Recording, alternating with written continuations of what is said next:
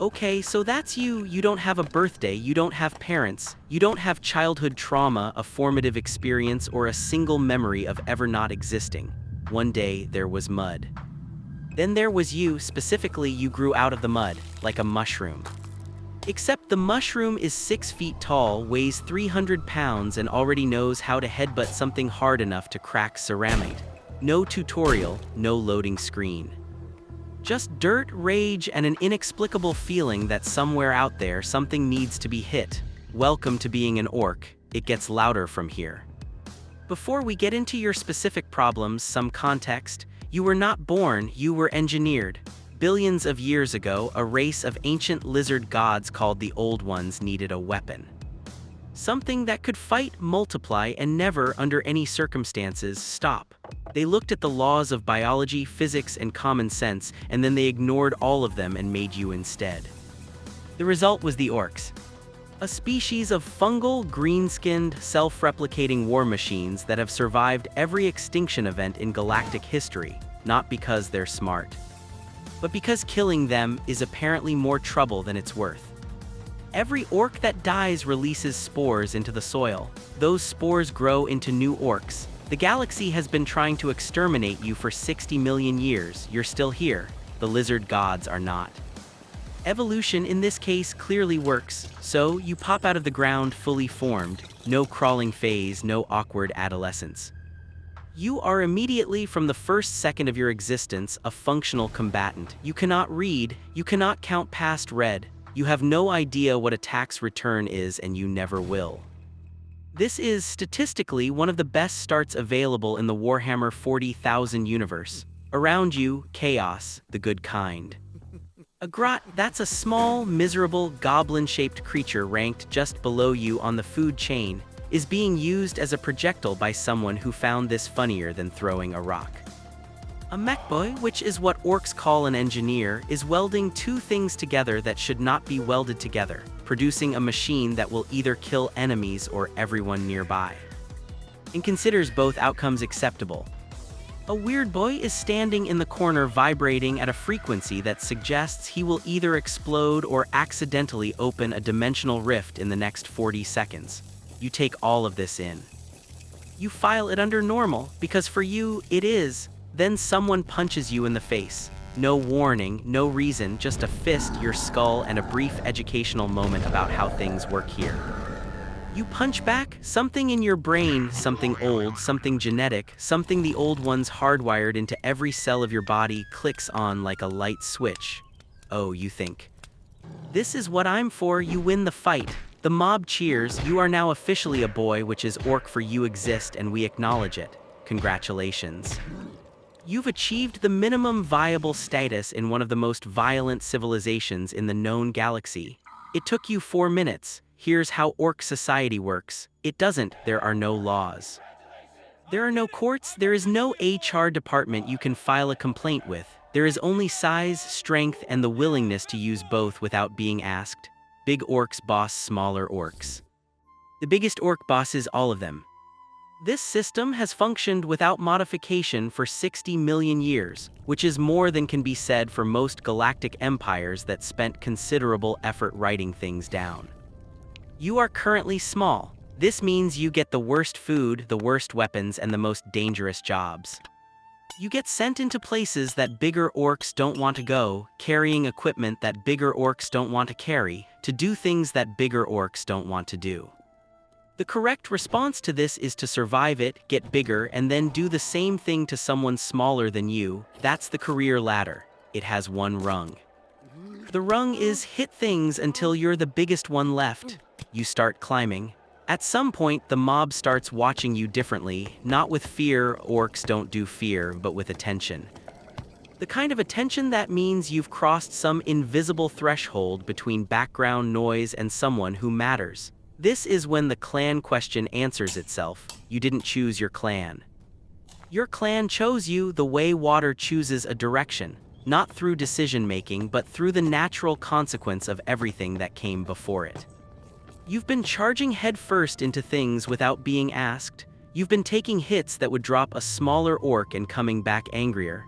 The mob sees this and files you accordingly, Goff. The brawlers, the ones who believe that the best solution to any tactical problem is to apply face to it at speed. Fine by you, you never wanted a plan anyway.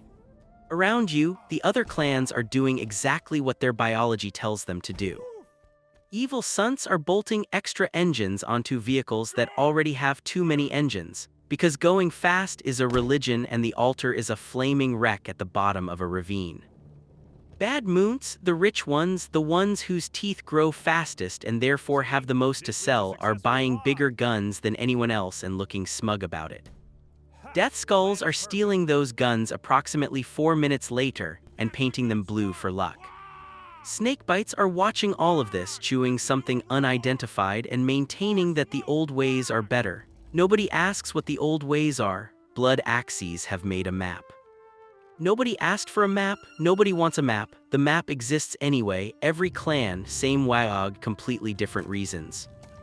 But here's the thing about orcs that most species don't understand, and most species who do understand it find deeply unsettling. When enough orcs get together in one place, something happens.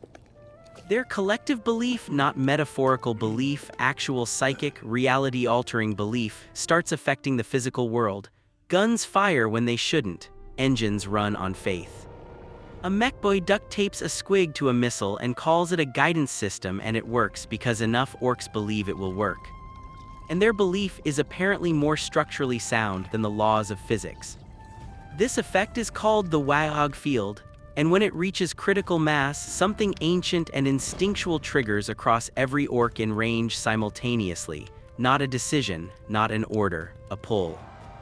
The Waaagh begins, ships get built, mobs get sorted, planets get locations assigned to them on the basis of we're going there and fighting whatever's on it. There is no strategic objective. There is no supply chain. There is a direction, a critical mass of violence, and an entire species that just collectively decided it's time. You load onto a cruiser that smells like oil, fungus, and everything that's ever died near an orc, and you go. You've been a knob for about 20 minutes, that's a squad leader, earned by hitting the previous knob hard enough that he stopped being a knob when the sky changes. A cruiser breaks atmosphere and hits the ground like it's trying to kill the planet personally. No orbit, no landing procedure, just impact. You already know the name before the ramp drops. Every orc in the galaxy knows the name. It gets spoken the way other species speak the names of gods, with a specific combination of reverence and terror that suggests the speaker is not entirely sure they want to be this close to the thing being named. Ghazghkull Mag Uruk Thraka, the prophet of the Waaagh, the beast of Armageddon. The orc who hit the most defended human world in the sector not once but twice, and came back for a third visit out of what can only be described as professional interest. He steps off the ramp. Power claw spinning slow, armor fused to scar tissue, banner tall enough to cast actual shadow. He doesn't speak, he doesn't need to, you do the stupid thing, you charge him. You get one swing in, one, which is more than most manage, and then he hits you once and you stop being a problem. You wake up on the ground, your boys are already following him. After a moment, so are you. The Waaagh has a prophet now. The prophet says you're going to Terra, to the Golden Throne, to the heart of the Imperium itself. To the biggest fight in the history of the galaxy. Somewhere in your fungal brain, something that might be joy activates. Terra is already on fire when you land. Orbital guns lighting up the clouds. Titans on the horizon. Imperial Guard trench lines stretching further than you can see, filled with baseline humans who are about to have a very bad day.